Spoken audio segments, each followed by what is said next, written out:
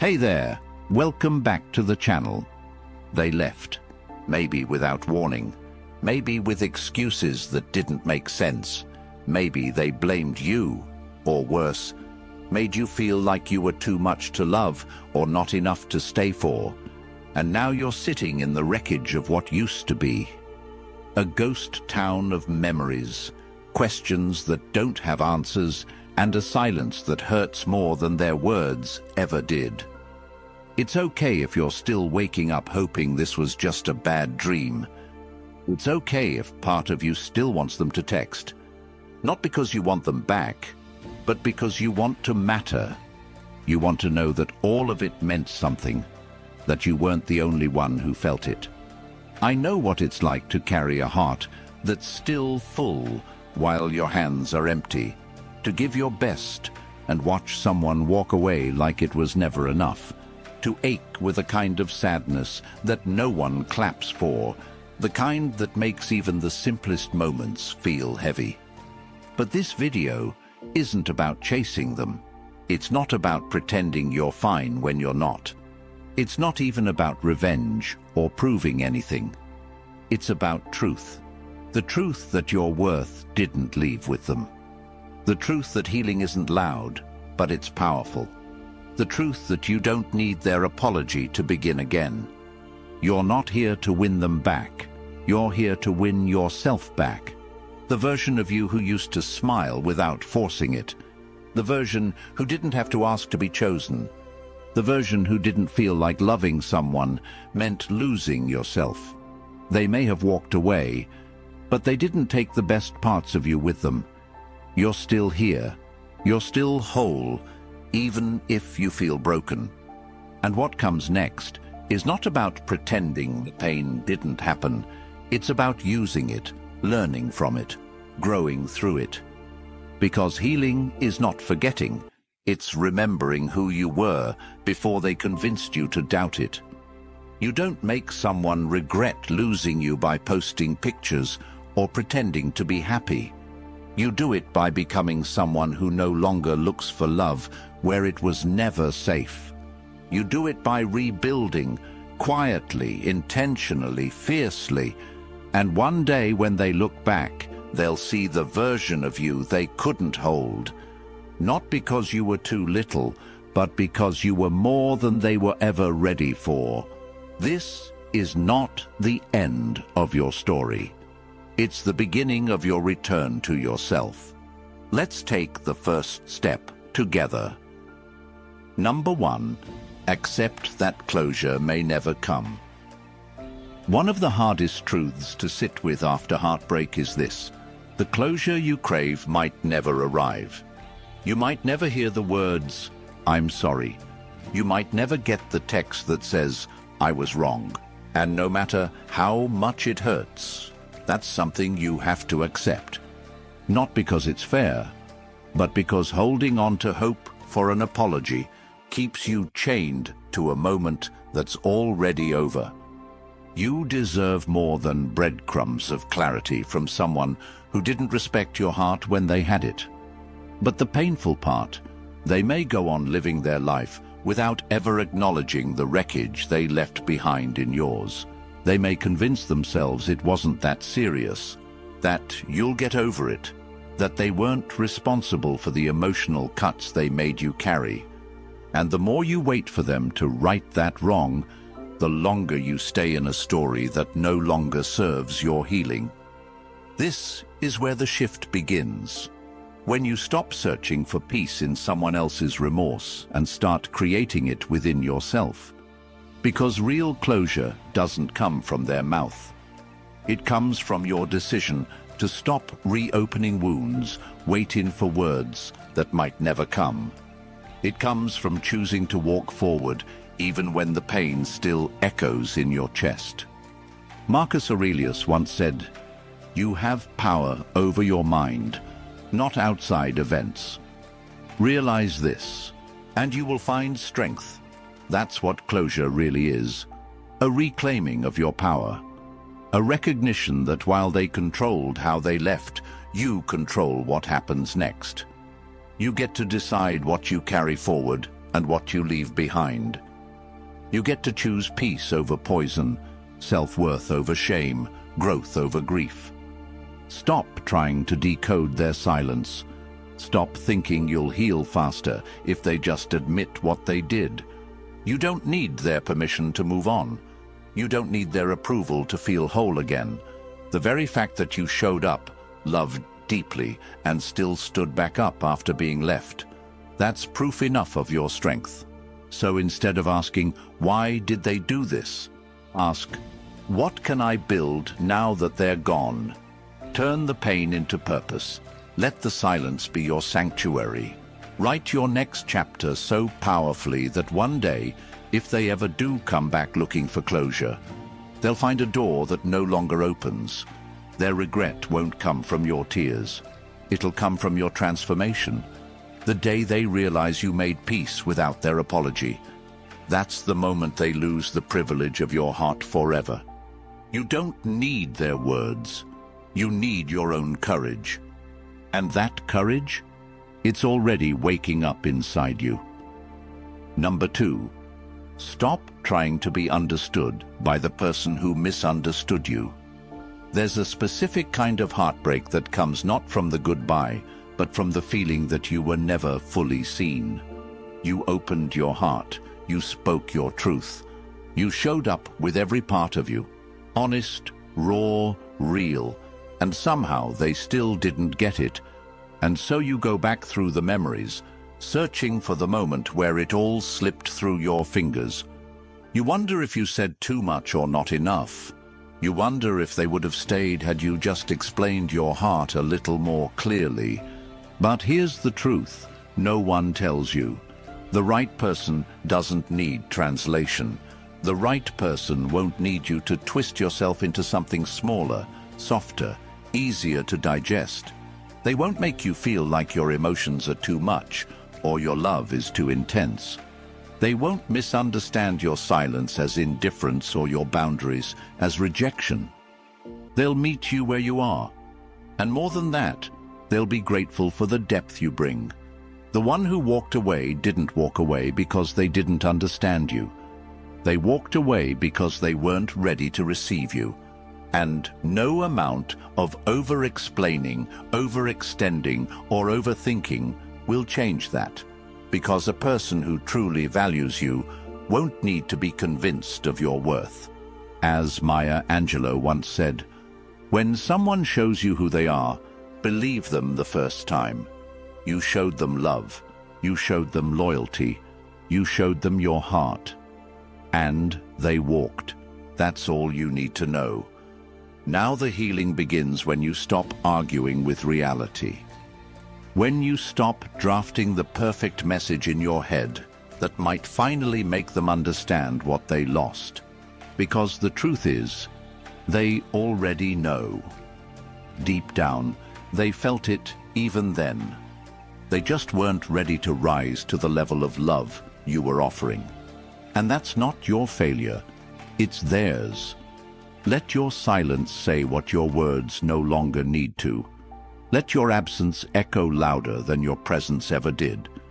Because when you stop showing up to explain yourself to someone who's not listening, that's when your power returns.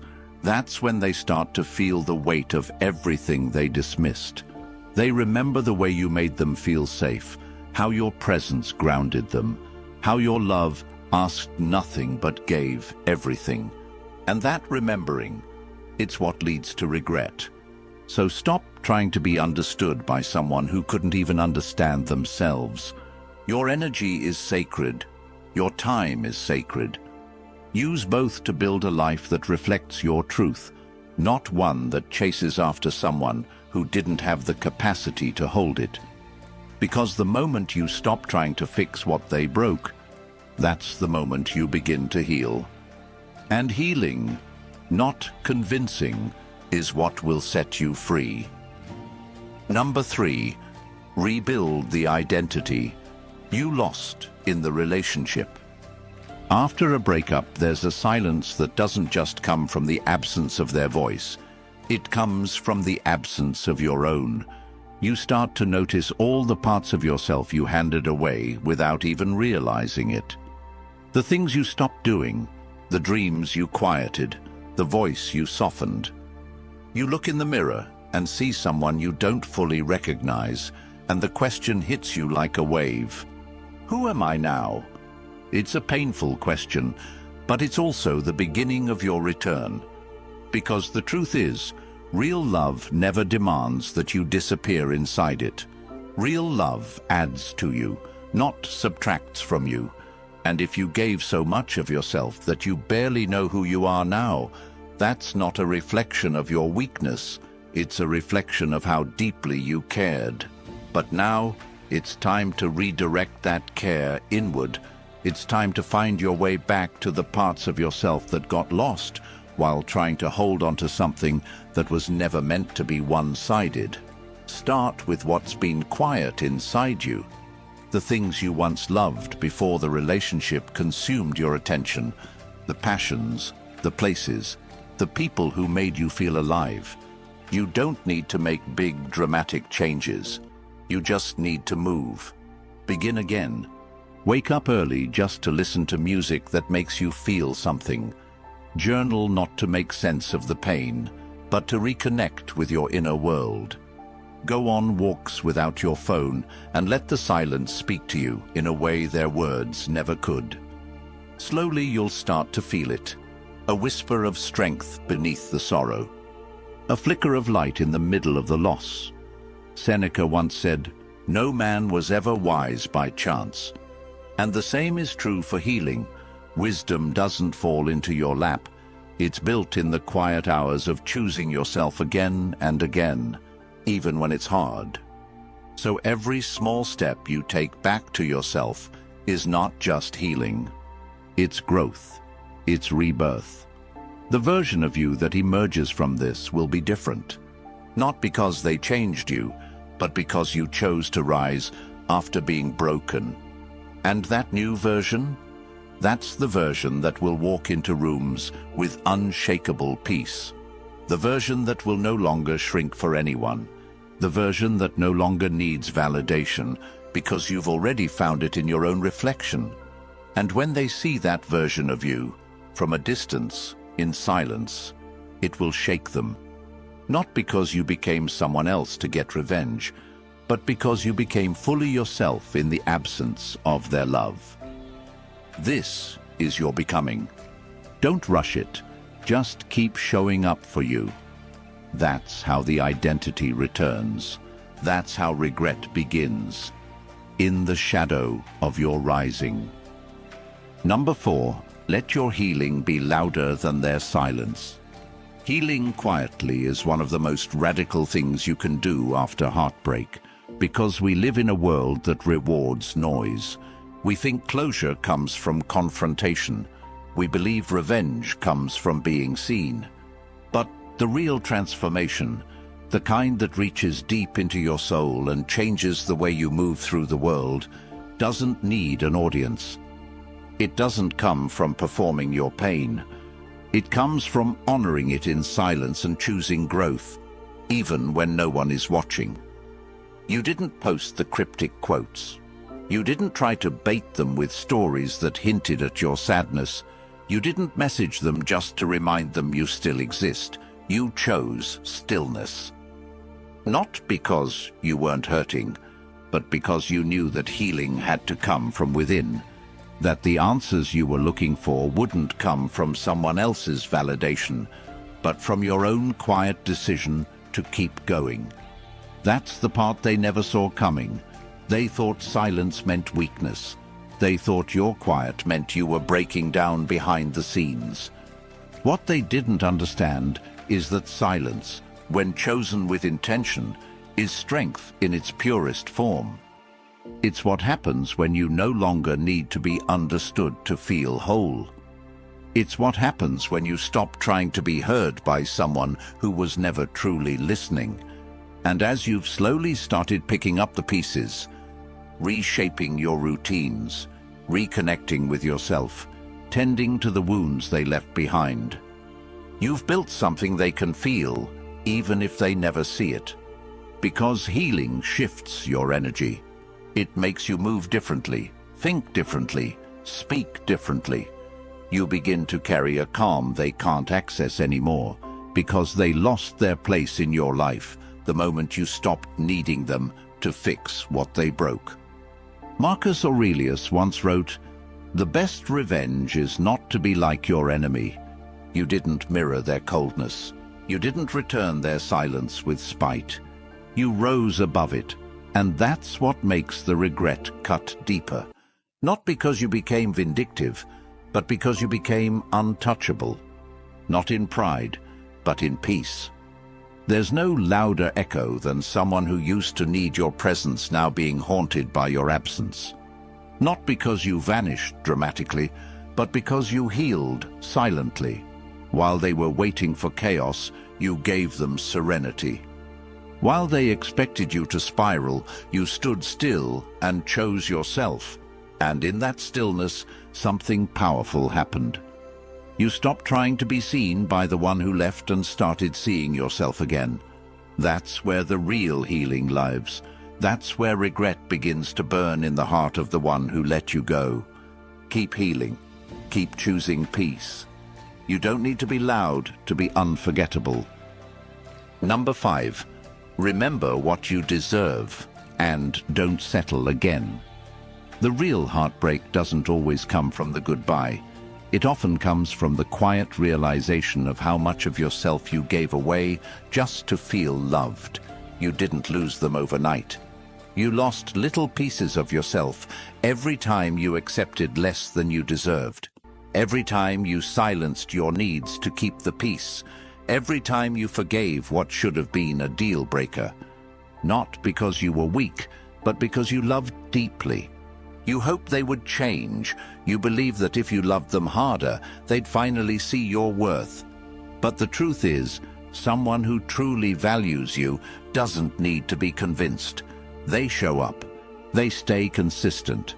They don't treat your love like a convenience. So now, this is your turning point. Not to go backward, not to rewrite the past, but to set a new standard. Because when you finally step back from the relationship, with clear eyes and a healed heart, you start to see the truth you tried to avoid, that what you accepted was never love, it was survival. You were surviving the bare minimum. You were surviving the moments they disappeared when you needed them the most. You were surviving the constant doubt, the emotional confusion, the nights you lay awake wondering if you were enough. Seneca once said, "It is not that we have a short time to live, but that we waste a lot of it." And this applies to the emotional time we spend waiting for people to become who we need them to be. When you settle, you waste your time, your light, and your spirit on someone who never had the capacity to receive you. And that's not just unfair, it's dangerous. Because it teaches you to believe that your worth is something you have to earn instead of something that already exists. But not anymore. From here on, you remember who you are. You stop making excuses for people's inability to love you right. You stop mistaking inconsistency for passion.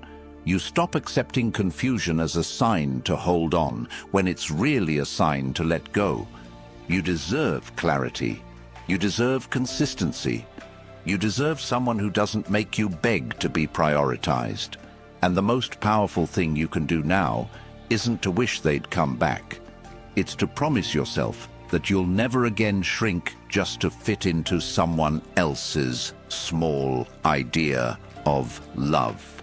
That's when they'll feel it, the shift, the distance, the space where they used to live in your heart. That's when the regret sets in, because they'll realize you were the one who truly saw them, truly cared, and still chose to walk away when you remembered what you were worth. You're not here to settle, you're here to rise. And the future you're building now, the one rooted in self-respect and truth, is the one they'll never get to be part of again. Number 6. Find strength in solitude, not just survival. Solitude often feels like punishment after heartbreak, but it's actually your most powerful ally. When someone leaves, the silence they create can feel overwhelming.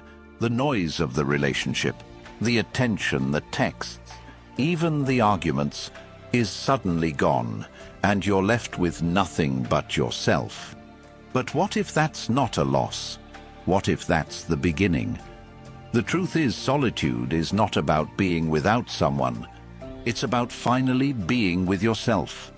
It's about learning to sit with your thoughts, your emotions, your raw and unfiltered truth, without distraction or performance. You don't have to prove anything in this space. You just get to be. This is where transformation begins.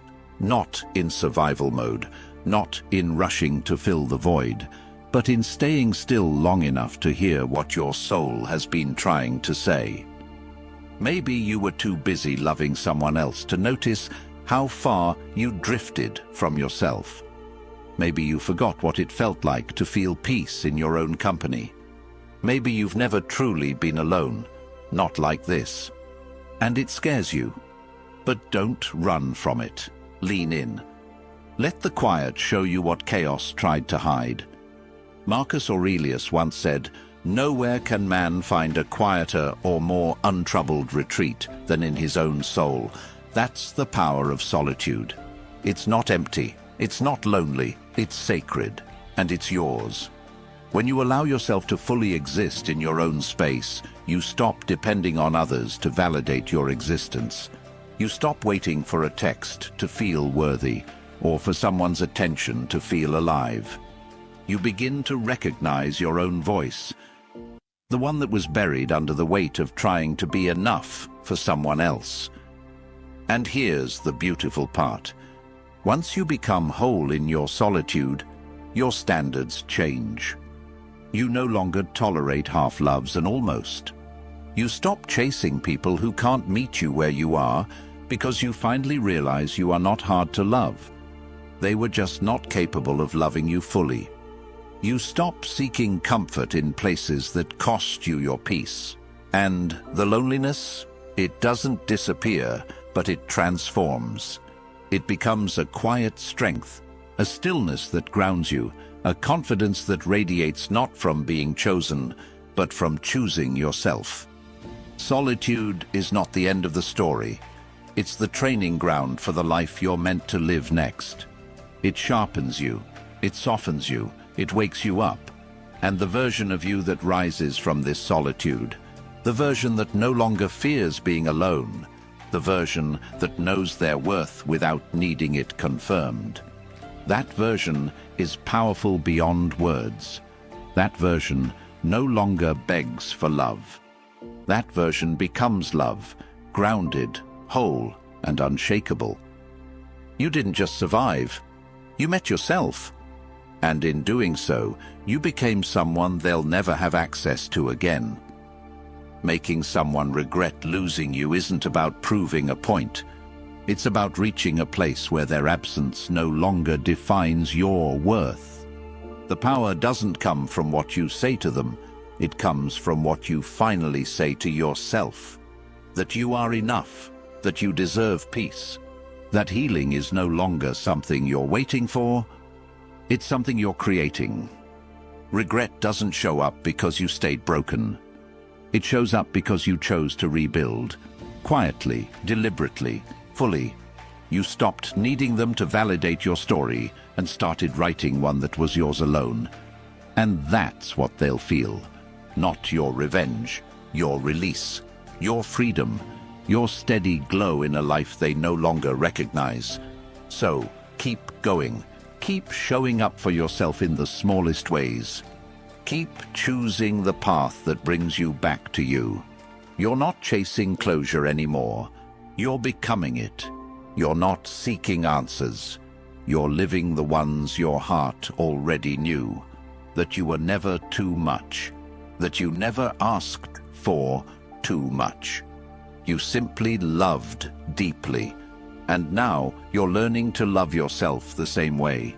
And if this journey feels slow, if it hurts more than it heals some days, You're not failing. You're unfolding into someone wiser, braver, untouchable. Subscribe if this spoke to you. Let it be a quiet promise to yourself that you won't go back, that you're becoming whole, and this, right now, is your new beginning.